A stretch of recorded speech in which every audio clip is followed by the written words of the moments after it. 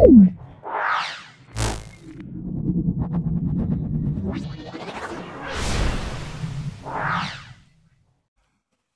আমরা 2 নম্বর স্কুলটা Bagbazar multipurpose girls high school 261 থেকে 262 পেজের মধ্যে আছে।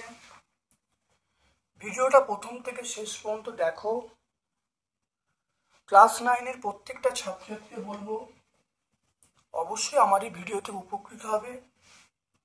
যদি ভালো লাগে লাইক করবে, সকল বন্ধু বান্ধবের মধ্যে আমার ইউটিউব চ্যানেলটা শেয়ার করে দেবে আর চ্যানেলটা অবশ্যই সাবস্ক্রাইব করবে।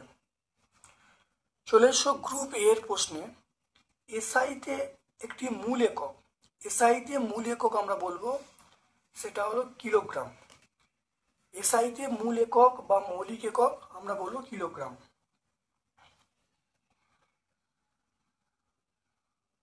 তারপরে দেখে নাও, দৈর্ঘ্য পরিমাপের সবচেয়ে বড় একক এখানে আমরা বলবো পারসেক বলবো। কার্যের মাত্রিক সংকেত বলবো অপশন সি বলবো ml⁻²T⁻²।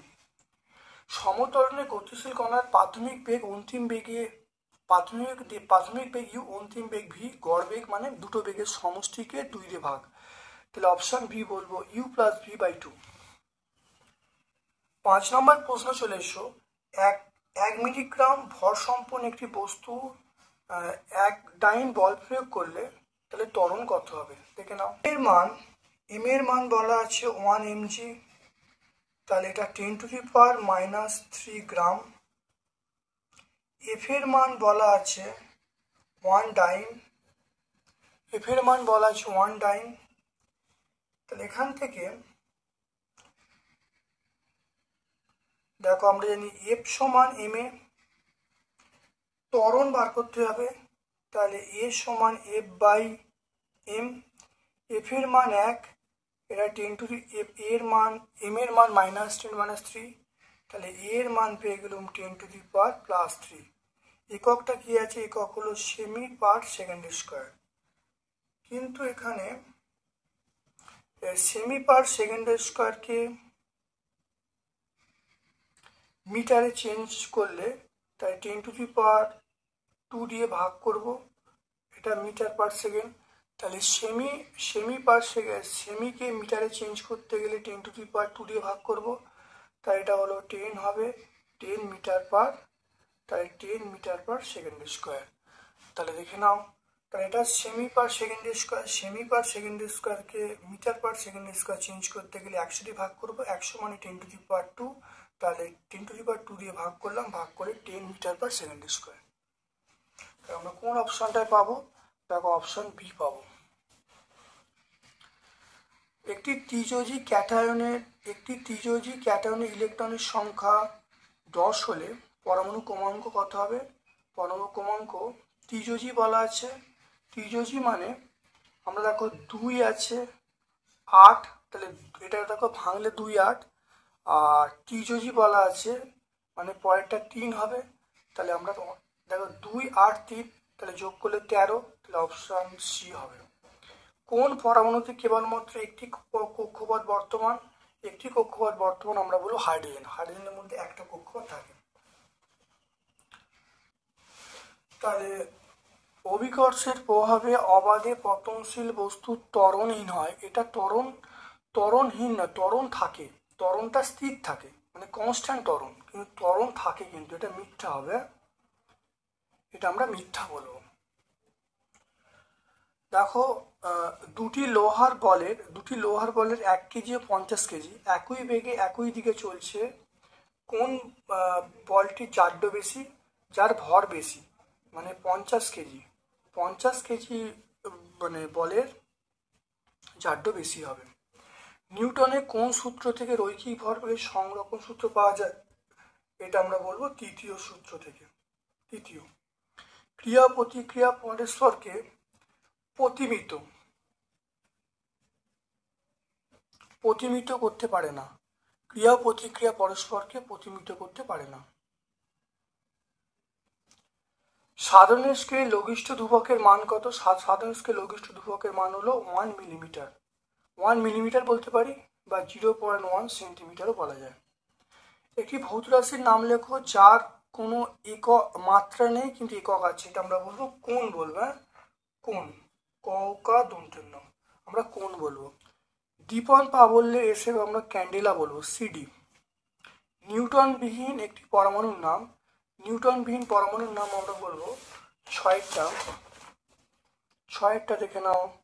এটা বলবো সাধারণ হাইড্রোজেন, আমরা এটা হলো সাধারণ হাইড্রোজেন, সাধারণ হাইড্রোজেন। তারপরে অথবার প্রশ্ন দেখো, এতে আধানগ্রস্ত মোট কণিকার সংখ্যা কটা? অথবার প্রশ্নটা, তাহলে এফ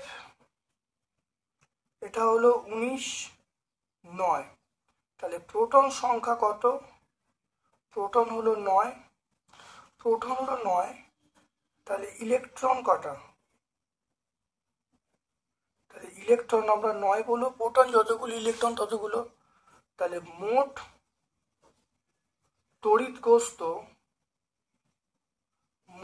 তড়িৎগ্রস্ত আধান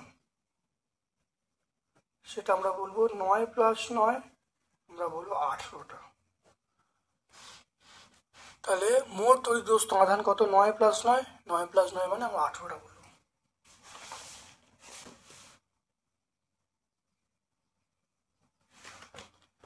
সত্য মিথ্যা বলতে দেখো, কোনো মৌলের পারমাণবিক সংখ্যাই হলো কোনো মৌলের পারমাণবিক সংখ্যা হলো ওই মৌলের মূলগত ধর্ম, এটা সত্য। মানে পারমাণবিক সংখ্যা মানে বা প্রোটন সংখ্যা, এটাই হলো মৌলের মূল ধর্ম, অবশ্যই সত্য এটা। তারপর চলে এসো গ্রুপ সি এর প্রশ্নে, দেখো চলে এসো।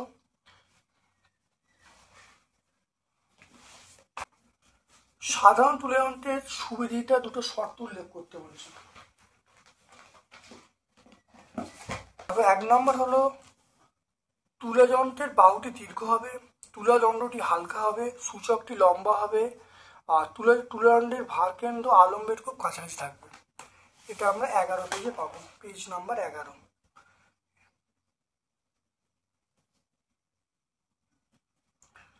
তারপর দেখো এটা মাত্রাগতভাবে সঠিক কিনা বলতে বলছে। 2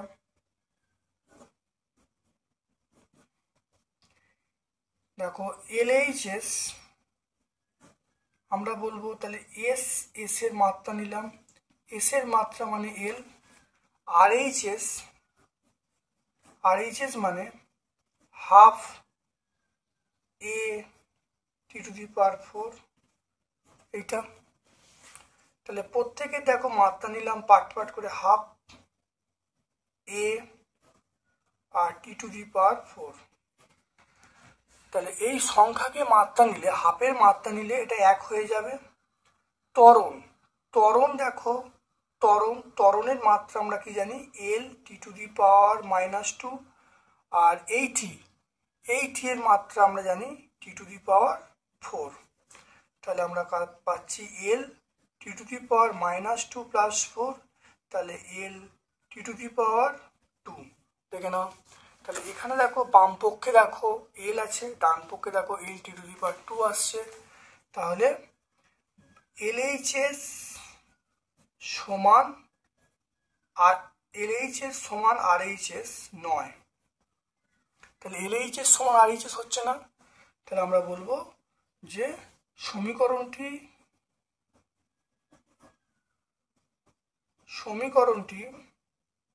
মাত্রাগতভাবে সঠিক নয়। সমীকরণটি মাত্রাগতভাবে সঠিক নয়। যদি এইটা থাকতো, দেখেন আমি স্টার দিয়ে ধরো ছিল হাফ, যদি এইটা থাকতো হাফ AT², যদি এটা আমাদের যাচাই করতে বলতো, তাহলে আমরা কি করতাম? তাহলে এস এর মাত্রা নিতাম, এস এর মাত্রা L, এটা আমরা লিখতাম LHS, আর RHS রেখে নাও আমরা লিখতাম তাহলে হাফ এ টি স্কোয়ার, তাহলে হাফ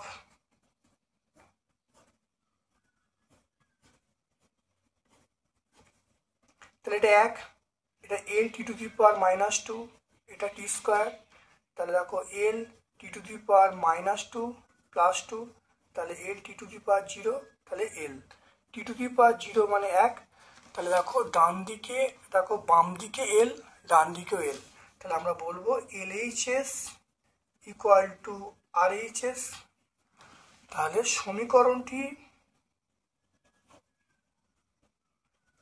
সমীকরণটি মাত্রাগতভাবে সঠিক। তাহলে এই পার্টটা আমরা এক্সট্রা করে রাখলাম, যদি পরীক্ষা এটা পড়ে তাহলে আমরা মাত্রাগতভাবে আমরা সঠিক পাবো, আর যদি এইটা পরীক্ষা আসে তাহলে আমরা এরকমভাবে করে বলবো মাত্রাগতভাবে সঠিক নয়। তাহলে দুটো প্রশ্নের আমরা কিন্তু উত্তর একসঙ্গে ব্যাখ্যা করে দিলাম।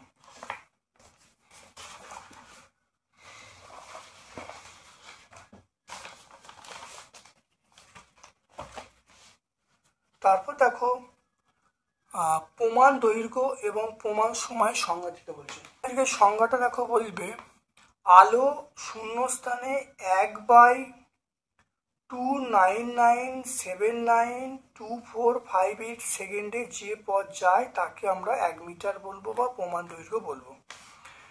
আর প্রমাণ সময় বলতে পৃথিবীর কোনো স্থানের ভৌগোলিক মধ্যরেখাকে একবার আবর্তন করতে এবং সেই স্থানে ফিরে আসতে যে সময় লাগে তাকে 1 সৌরদিন বলে। তাহলে 1 বছরের সকল সৌরদিন, তাহলে তাহলে আমরা 1/86,400 অংশকে আমরা প্রমাণ সময় বলবো। তাহলে প্রথমে সৌরদিনের সংজ্ঞাটা বলবো, তারপরে বলবো 1/86,400 এই সময়কে আমরা বলবো প্রমাণ সময় বলবো। এটা রায়ান মার্টিন 13 পেজে আমরা পাবো, রায়ান মার্টিন 13।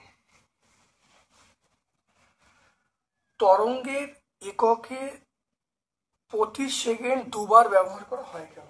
দেখে নাও, ত্বরণ বা মন্দন এককে প্রতি সেকেন্ড দুবার ব্যবহার করা হয়, একবার বেগ বোঝানোর জন্য আর একবার বেগ পরিবর্তনের হার বোঝানোর জন্য। শুধু দুটো কথা বলবে, একবার বেগ বোঝানোর জন্য আর একবার বেগ পরিবর্তনের হার বোঝানোর জন্য। একটি খেলনা 20 সেমি পার সেকেন্ড বেগে চলছিল। 1 মিটার দূরত্ব যাওয়ার পর গাড়ির বেগ দাঁড়ালো 30 সেন্টিমিটার পার সেকেন্ড। গাড়িটার ত্বরণ কত দেখে নাও। বেগ ইউ 20 সেমি পার সেকেন্ড, দূরত্ব এস বলা আছে 1 মিটার, 1 মিটার মানে 100 সেন্টিমিটার।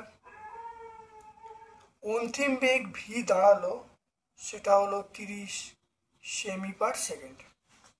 আমার কি চাইছে? ত্বরণ, এটা ত্বরণটা চাইছে। আমরা জানি ভি স্কোয়ার সমান ইউ স্কোয়ার প্লাস 2s, তাহলে এখান থেকে 2s সমান বলবো V square minus U square. তাহলে এখান থেকে আমরা এর মানটা পেয়ে যাব V square minus U square by 2s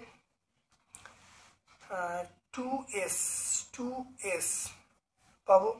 তাহলে এখান থেকে দেখো এ সমান ভি এর মান কত? 30 তার স্কোয়ার, ইউ এর মান 20 তার স্কোয়ার বাই 2s, এস মানে আমরা বলবো 100। তাহলে ভি স্কোয়ার দেখে নাও, ভি স্কোয়ার ভি এর মান 30, ইউ এর মান 20 আর এস এর মান 100।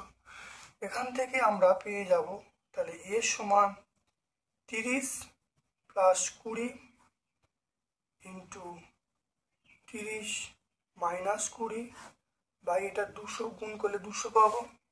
এখান থেকে দেখো এ সমান 30 আর 20 যোগ করলে 50, 30 থেকে 20 বাদ দিলে 10 বাই আমরা কত বলবো, শূন্যগুলো কেটে গেল। তাহলে ত্বরণ পেয়ে গেলাম কত? 2.5।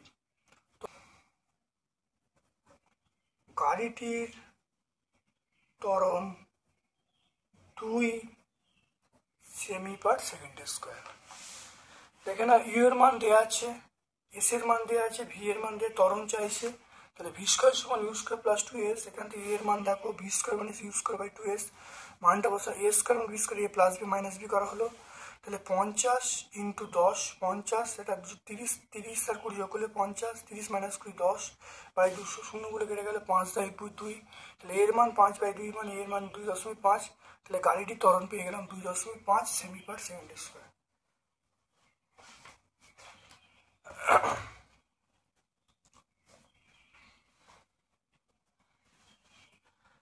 তারপর দেখে নাও 5এরটা, রোলার টানা না ঠেলা কোনটি বেশি সোজা এবং কেন যাবে? যখন টানা হচ্ছে দেখে নাও, এইচ মানে অনুভূমিক উপাংশ, ভি মানে ভার্টিক্যাল বা উল্লম্ব উপাংশ। যখন টানা হয় দেখো তখন এই ডব্লু মানে ওজন, যখন টানা হচ্ছে দেখো ডব্লু নিচের দিকে আর ভিটা ওপর দিকে, তাহলে ওজনকে কিছুটা কমে দিচ্ছে, তাহলে তাহলে এইচটা হলো রোলারকে সামনের দিকে নিয়ে যাচ্ছে, তাহলে ভিটা যেহেতু ওজনের বিপরীতে কাজ করছে তাহলে সেই জন্য টানাটা সোজা হচ্ছে। যখন আমরা ঠেললে দেখো এখানে কি হচ্ছে, দেখো ভি নিচের দিকে আর ডব্লুটা নিচের দিকে, তাহলে ওজনটা কিন্তু অনেকটা বেড়ে যাচ্ছে। তাহলে ওজন যখন বেড়ে যাচ্ছে তাই আমরা বলবো রোলারকে ঠেলা কষ্ট, তাহলে সেই জন্য আমরা বলবো রোলারকে কিন্তু ঠেলা কষ্টকর, টানা সোজা। এটা আমরা পেজ নাম্বার 30 থেকে 31 পাবো। পেজ নাম্বার 30 থেকে আমরা পেজ নাম্বার 31 পাবো।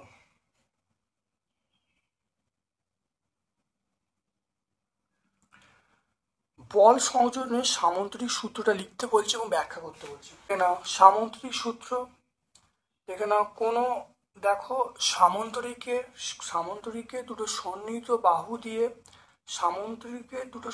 দেখো সামন্তরিকের সন্নিহিত বাহু দিয়ে মান ও দিক প্রকাশ করে এবং সন্নিহিত বাহু দিয়ে অঙ্কিত কর্ণ লব্ধি প্রকাশ করবে এবং মান ও দিক নির্দেশ করবে। তাহলে এটা হলো আমরা প্রথমে এই সামন্তরিকের সূত্রটা বলবো। ব্যাখ্যাটা কি?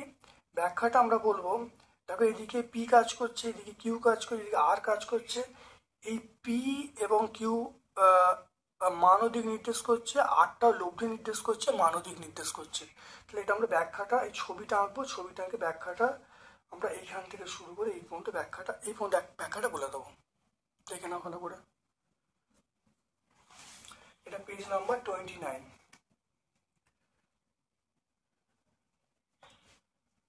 তারপর দেখো হিলিয়াম 3+ আয়ন কি গঠন সম্ভব? বলবো 4He2, তাহলে এর প্রোটন সংখ্যা দুটো, তাহলে ইলেকট্রন কটা? ইলেকট্রন আমরা বলবো দুটো, প্রোটন দুটো ইলেকট্রন দুটো, তাহলে He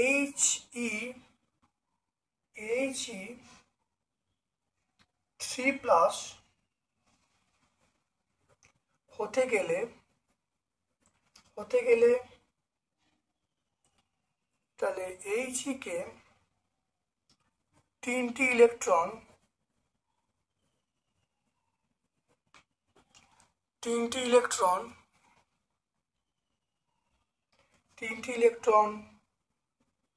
বর্জন করতে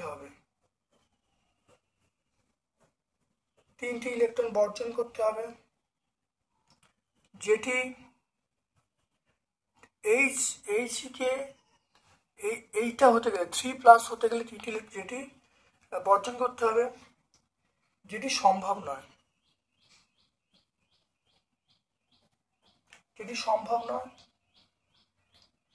কারণ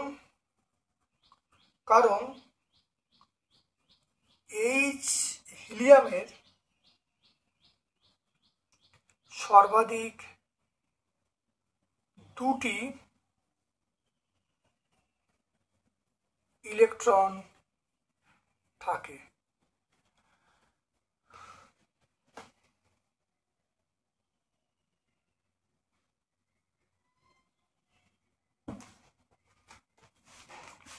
তাই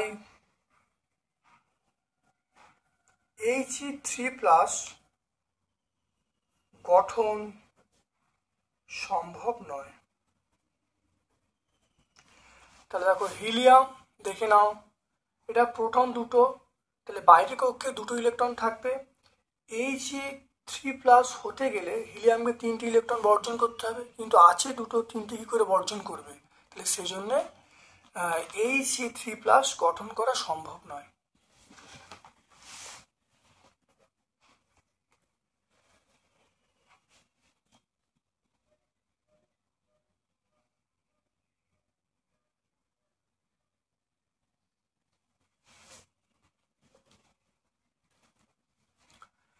তারপরে দেখো অথবার প্রশ্ন চলে এসো, একটি পরমাণু যোজ্যতা কক্ষে এম এ দুটো ইলেকট্রন আছে, পরমাণু ক্রমাঙ্কের মান কত হবে? কে এল এম, তাহলে কে কক্ষে দুটো, এল কক্ষে 8টা, এম কক্ষে দুটো।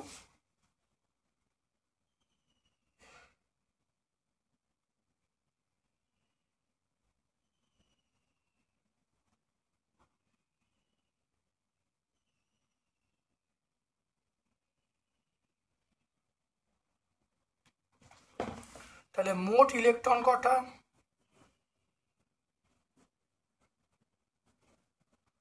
মোট ইলেকট্রন দেখো 2, এটা 12টা।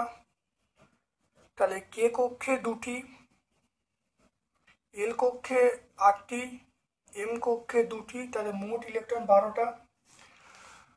তাহলে মৌলটির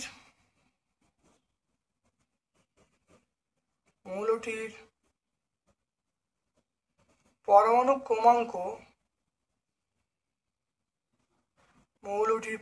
ক্রমাঙ্ক, আমরা বলবো 12। মৌলটির পরমাণু ক্রমাঙ্ক হলো 12।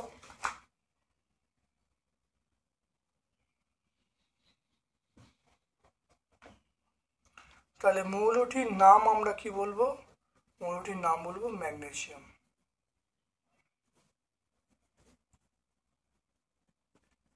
মৌলটির নাম বলবো ম্যাগনেসিয়াম। তাহলে পরমাণু ক্রমাঙ্ক 12, মৌলটির নাম আমরা বলবো ম্যাগনেসিয়াম। তারপর দেখে নাও এই প্রশ্ন উত্তর দেখে নাও 7এরটা, এটা পর সম্পর্ক কি? 7এরটা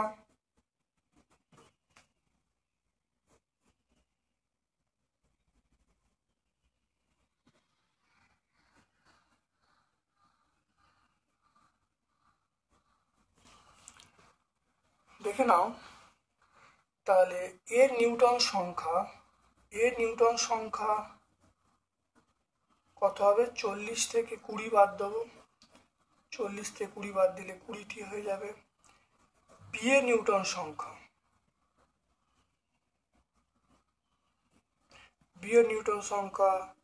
39 থেকে 19 বাদ দেবো, বাদ দিলে 20টি হয়ে যাবে। তাহলে নিউটন সংখ্যা দেখো প্রত্যেকের সমান, তাহলে এ এবং বি পরস্পর আইসোটোন, কারণ আইসোটোনের ক্ষেত্রে নিউটন সংখ্যা সমান হয়। তাহলে এ আর বি এর মধ্যে সম্পর্ক হলো এ আর বি পরস্পর আইসোটোন। পরমাণু এবং আয়নের মধ্যে কোনটা বেশি সুস্থিত এবং কেন? দেখে নাও, পরমাণু আয়নের মধ্যে দেখো, পরমাণু আয়নের মধ্যে আয়ন বেশি সুস্থিত, কারণ একই মৌল এক বা একাধিক ইলেকট্রন গ্রহণ বা বর্জন করে নিকটবর্তী নিষ্ক্রিয় গ্যাসের ইলেকট্রন বিন্যাস লাভ করে অ্যানায়ন বা ক্যাটায়নে পরিণত হয়। আয়নগুলি সবচেয়ে বাইরের কক্ষে ডুপ্লেট বা অক্টেট দ্বারা পূর্ণ হয় পরমাণু অপেক্ষা আয়ন বেশি সুস্থিত। আমরা এইটুকু বলে দেবো। এটা আমরা বলবো রায়ান মার্টিন 196, রায়ান মার্টিনের 196 পেজে আমরা পেয়ে যাব। তারপর দেখে নাও 4 দাগে একটা সাধারণ তুল্যান্ত মাপনী চোঙের সাহায্যে একটি অনিয়মিত আকারে কঠিন বস্তুর ঘনত্ব কি করে নির্ণয় করবে? আমরা এই প্রশ্নের উত্তরটা পেয়ে যাব। প্রথমে শুষ্ক অবস্থার সাধারণ তুল্যান্তের সাহায্যে মাপনী চোঙের ভর নেওয়া হলো এবং ধরে নেওয়া হলো মাপনী চোঙের ভর m1 এবং যে যে তরল নেওয়া হতে ঘনত্ব নির্ণয় করতে হবে, সেই তরল মাপনী চোঙে অর্ধেক পূর্ণ করা হলো এবং চোঙের পাশে স্কেল দেখে তার আয়তন নির্ণয় করা হলো। আয়তন মনে করা হলো ভি। তাহলে তরল সমেত চোঙটির আয়তন তুলা যন্ত্রের সাহায্যে মাপা হলো, মেপে রাখা হলো, ভরটা হলো M2। তাহলে তাহলে তরল সমেত চোঙটির ভর তুলা যন্ত্রের সাহায্যে মাপা হলো, ভরটা হলো M2। তাহলে তরলের ভর কি হবে? তাহলে এটা হলো মানে এটা হলো চোঙের ভর প্লাস তরলের ভর, আর এইটা হলো শুধু চোঙের ভর। তাহলে M2 - M1 করলে আমরা তরলের ভর পাবো। তাহলে ঘনত্ব সমান ভর বাই আয়তন। ভর মানে M2 - M1, ভর বাই আয়তন, আয়তন মানে ভর বাই, তাহলে তরলের ভর হলো M2 - M1। তাহলে ঘনত্ব মানে D সমান M/V। তাহলে এটা হলো M2 - M1, আর আয়তনটা হলো এটা V। তাহলে M2 - M1/V। তাহলে D এর মান পেয়ে গেল। এটা আমরা 6-19 পেজে পাবো। একটি ড্রপারের 1 ফোঁটা জলের আয়তন মাপনী চোঙ এবং ড্রপারের সাহায্যে কিভাবে নির্ণয় করবে? একটি ড্রপারের 1 ফোঁটা জলের আয়তন মাপনী চোঙ ও ড্রপারের সাহায্যে কিভাবে নির্ণয় করবে? একটি খালি শুষ্ক মাপনী চোঙ নিয়ে তাতে ড্রপার দিয়ে 200 থেকে 300 ফোঁটা জল মেশানো হলো, জলের আয়তন মাপা হলো এবং জলের আয়তন মনে করো V সেমি কিউব, আর n সংখ্যক ড্রপার নেওয়া হয়েছে। তাহলে একটা ড্রপারের আয়তন V/n করলে উত্তর পেয়ে যাব। তাহলে এটা আমরা কত পাবো? 20 পেজে পাবো।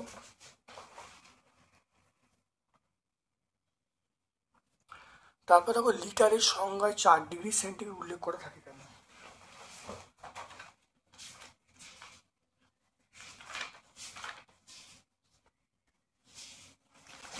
দেখো লিটারের সংজ্ঞায় 4 ডিগ্রি সেন্টিগ্রেড উল্লেখ করা থাকে কারণ 0 থেকে দেখো নাও 0 থেকে জলের উষ্ণতা বৃদ্ধি করলে জলের আয়তন প্রথমে হ্রাস পাবে, ঘনত্ব বাড়বে এবং বাড়তে বাড়তে চারিদিক তাপমাত্রায় ঘনত্ব সর্বাধিক হবে এবং তখন এর মানটা হবে 1 গ্রাম পার সেমি কিউব।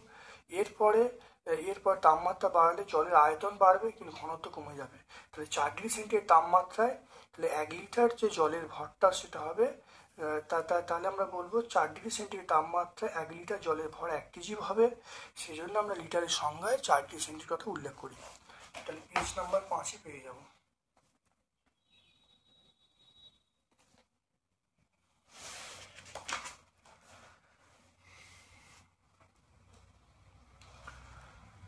তারপর দেখে নাও লেখচিত্রের সাহায্যে V² = U² + 2s এটা প্রমাণ করতে বলছে।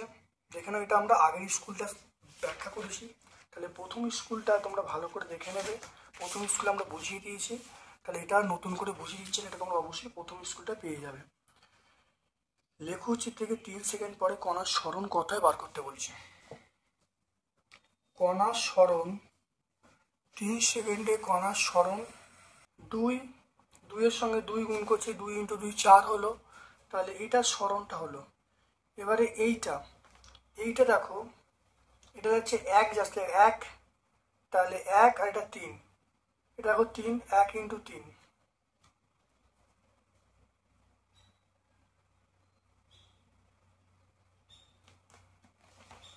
তাহলে 1 × 3, তাহলে 4 + 3 মানে 7, তাহলে 7 মিটার। একটু বুঝে নাও। প্রথমে দেখো এইখানতে এটা হলো 2 যাচ্ছে, তাহলে এটা 2, তাহলে দেখো না 2 × 2, তাহলে এটা হলো সময়ের সঙ্গে বেগ গুণ করলে দূরত্ব পাওয়া যায়। তাহলে 2 × 2 4 হলো। এবার দেখো এইখান থেকে এটা 1 যাচ্ছে, তাহলে 1 একক সময়, তাহলে 1 সেকেন্ডে যাচ্ছে। তাহলে কত দেখে নাও, 1 সেকেন্ডে যাচ্ছে, দেখো কত যাচ্ছে 1 সেকেন্ডে। দেখো এটা 3, এটা হলো 3 নামছে। হ্যাঁ দেখে নাও, এটা যদি 2 হয় তাহলে এটা 3 হবে। তাহলে 1 × 3, তাহলে 1 × 3 দেখো করেছি, তাহলে 1 × 3, তাহলে 4 + 3 মানে 7। খুব ভালো করে ব্যাপারটা বুঝতে হবে।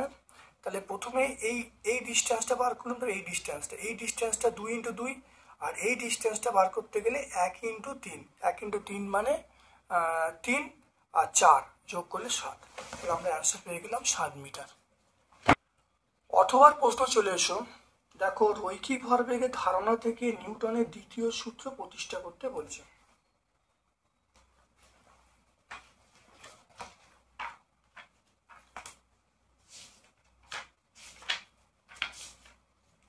দেখে নাও, রৈখিক ভরবেগের ধারণা থেকে যখন নিউটনের দ্বিতীয় সূত্র, মনে করি বস্তুর ভর m, বস্তুর প্রাথমিক বেগ u, অন্তিম বেগ v, t সময় এ বল প্রয়োগ করা হলো, তাহলে প্রাথমিক ভরবেগ mu, তাহলে অন্তিম ভরবেগ আমরা বলবো mv, তাহলে টি সময় ভরবেগের পরিবর্তন আমরা বলবো mv মাইনাস mu, আর ভরবেগের পরিবর্তনের হার আমরা বলবো ভরবেগের পরিবর্তনের হার n ইন্টু, দেখো ভরবেগের পরিবর্তনের হার আমরা বলবো m into v minus u by T. তাহলে এখানটা আমরা পেয়ে যাব v minus u by T মানে ত্বরণ এ পেয়ে যাব। তাহলে আমরা দেখো বলবো এ প্রপোর্শনাল এম এ, তাহলে এখানে পেয়ে যাব, তাহলে F equal to k m a. তাহলে এখানে দেখো আমি বলবো যে এম এর মান 1, এ এর মান 1, এফ এর মান 1 হলে তাহলে কে এর মান 1 হবে, তাহলে এফ সমান এম এ প্রতিষ্ঠা হয়ে গেল। এটা পেজ নাম্বার 40 আমরা পেয়ে যাব, পেজ নাম্বার 40 পেয়ে যাব। তারপরের প্রশ্ন চলে এসো, দেখো 150 কেজি ভরের একটি বন্দুক 0.05 কেজি ভরের একটি গুলির থেকে ছোঁড়া হচ্ছে, তাহলে গুলির বেগ বলা আছে, বন্দুকের পিছু হটার বেগ বার করতে বলছে। দেখে নাও, গুলির ভর, তাহলে বন্দুক ক্যাপিটাল এম বলা আছে, 150 কেজি, 150 কেজি বলা আছে ক্যাপিটাল এম। স্মল এম মানে গুলির ভর 0.05 কেজি, স্মল এম 0.05 কেজি। গুলির বেগ ইউ, এটা হলো 80 মিটার পার সেকেন্ড। আর বন্দুকের পিছু হটার বেগ এটা ভি চাইছে, দেখে নাও। তাহলে আমরা কি বলবো, একটা সূত্র আছে ভি সমান minus MU by M. M এর মান কত, এম এর মান হলো 0.05, ইউ এর মান 80, আর ক্যাপিটাল এম এর মান এটা হলো 150, ক্যাপিটাল এম 150।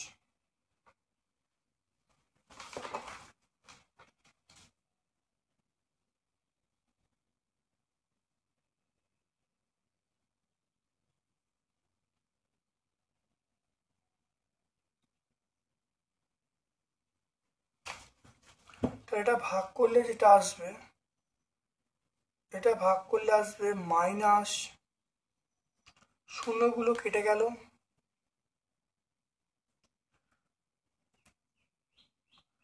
তাহলে মাইনাস এটা 5/15 ইন্টু 100, নিচে 100, এটা কাটাকুটি করলে 3,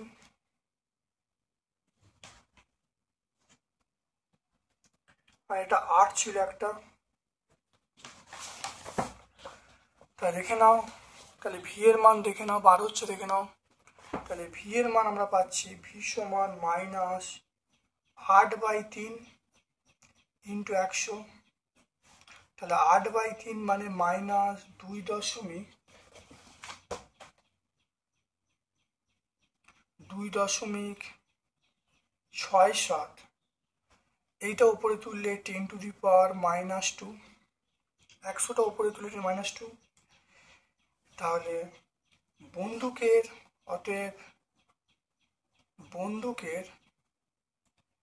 পেছনে হটার বেগ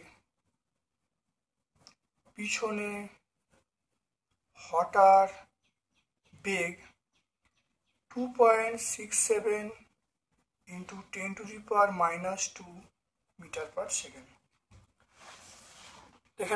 এখানে দেখো সূত্র আমরা জানি, এই মাইনাস চিহ্নটা বলছে পেছনে হটে যাওয়া, অর্থাৎ মানে গুলির বেগ এবং বন্দুকের বেগ পরস্পর উল্টো দিকে হওয়ার জন্য মাইনাস। তাহলে আমরা লিখবো, দেখো এখানে পেয়ে যাচ্ছি, তাহলে বন্দুকের পিছনে হটার বেগ 2 × 67 × 10 to the power -2 metre per second.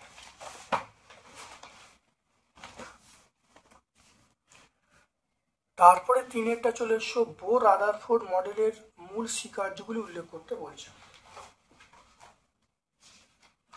এক নম্বর পয়েন্ট দেখো, ইলেকট্রনগুলি নিউক্লিয়াসকে কেন্দ্র করে ইচ্ছে মতো যে কোনো কক্ষপথে ঘুরতে পারে না, একটি নির্দিষ্ট কক্ষপথে আবর্তন করে। এটা নাম্বার 1।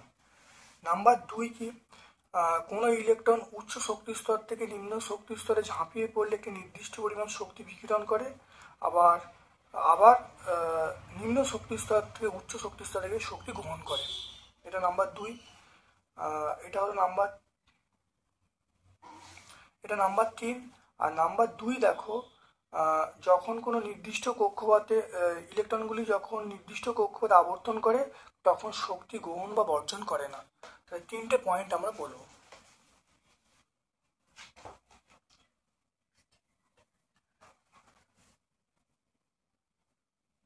(68) থেকে 69। তারপর দেখো X2 মাইনাস আয়নে 10টি ইলেকট্রন এবং 8টি নিউট্রন আছে, মৌলটার পরমাণু ক্রমাঙ্ক বার করতে বলছে। X2 মাইনাস আয়নে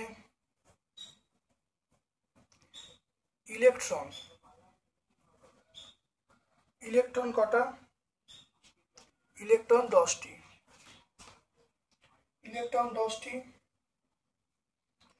ইলেকট্রন 10টি থাকে, তাহলে প্রোটন কটা? প্রোটন হবে 10 মাইনাস 2, 8টি।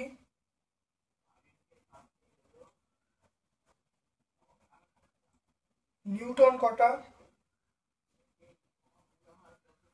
নিউটন 8টি। তাহলে মৌলটির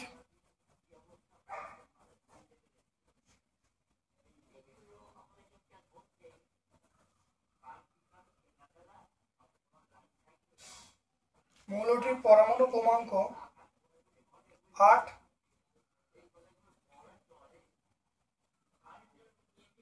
তাহলে ভর সংখ্যা হলো 8 + 8 16। তাহলে X2 আয়নে ইলেকট্রন সংখ্যা 10টি, তাহলে প্রোটন সংখ্যা, তাহলে 10 থেকে 2 বাদ 8টি, নিউটন সংখ্যা 8টি বলা আছে। তাহলে পরমাণু ক্রমাঙ্ক, এখানে প্রোটন সংখ্যা যা পরমাণু ক্রমাঙ্ক তাই। তাহলে ভর সংখ্যা বার করার নিয়ম হলো প্রোটন সংখ্যা প্লাস নিউটন সংখ্যা। ভর সংখ্যা মানে প্রোটন সংখ্যা প্লাস নিউটন সংখ্যা। তাহলে 8 + 8 তাহলে 16। তাহলে অ্যান্সার পেয়ে গেলাম।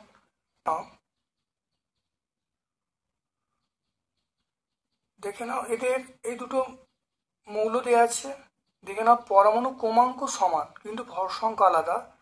বলেছে এদের রাসায়নিক ধর্ম ভিন্ন না এক যুক্তি দিয়ে ব্যাখ্যা করতে বলছে। এদের রাসায়নিক ধর্ম ভিন্ন না এক যুক্তি দিয়ে ব্যাখ্যা করতে বলছে।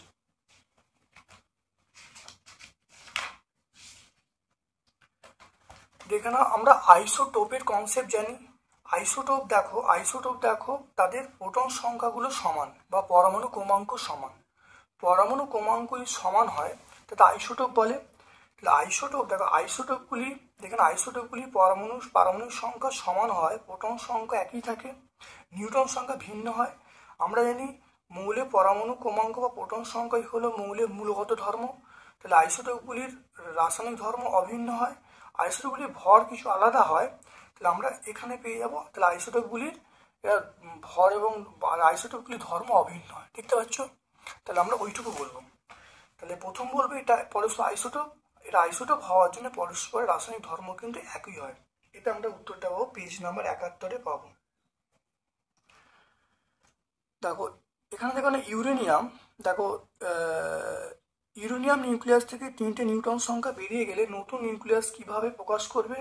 নতুন নিউক্লিয়াসটি নিউট্রন সংখ্যা কত, পূর্বের এবং এখন এই নিউক্লিয়াইডের মধ্যে সম্পর্ক দেখাতে বলেছে। ইউরেনিয়াম 238 92,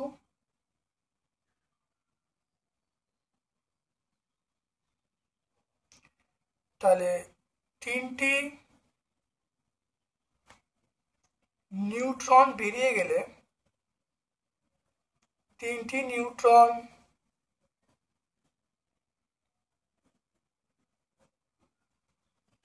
নিউট্রন বেরিয়ে গেলে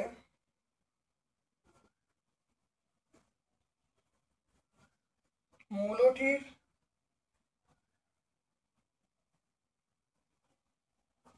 ভর সংখ্যা হবে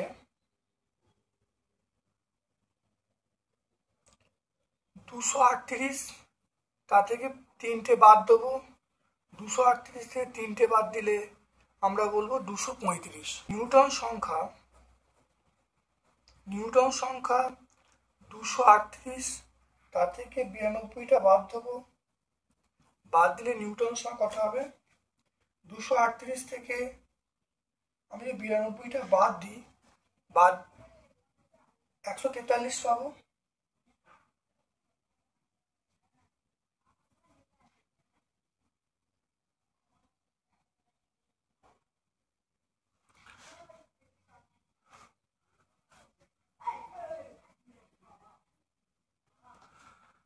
তাহলে 3টে দেখে নাও, 3টে যদি নিউটন বেরিয়ে যায় তাহলে মৌলটির ভর সংখ্যা কত হবে? ভর সংখ্যা আমরা বলবো 235 হবে। তাহলে আমরা দেখে নাও, একটা ভর সংখ্যা আগে ছিল 238, এটা 92। এখন যেটা হয়েছে 235, সেটাও 92।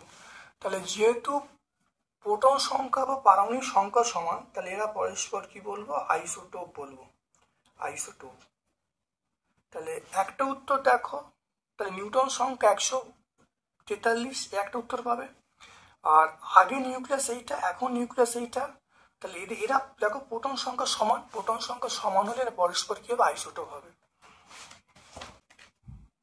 আমার পক্ষ থেকে সকলকে ধন্যবাদ এবং শুভকামনা জানিয়ে আজকের মতো ভিডিও শেষ করলাম।